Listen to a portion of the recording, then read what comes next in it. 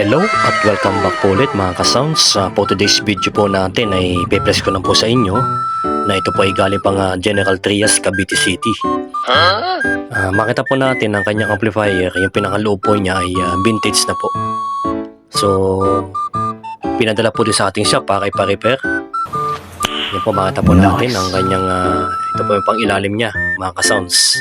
Talaga pong makaya po siyang mga wiring. Ang ginamit po yung transistor ay MOSFET po na 4 na piraso.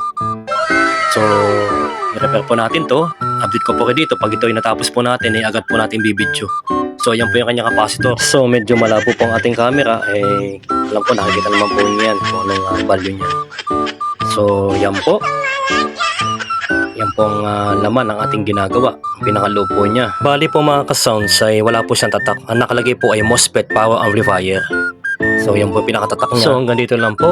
Pilex ko lang po sa inyo na ating i-refer ngayon ay vintage collection. So maraming salamat po sa pagsubaybay sa mga video. Follow and share.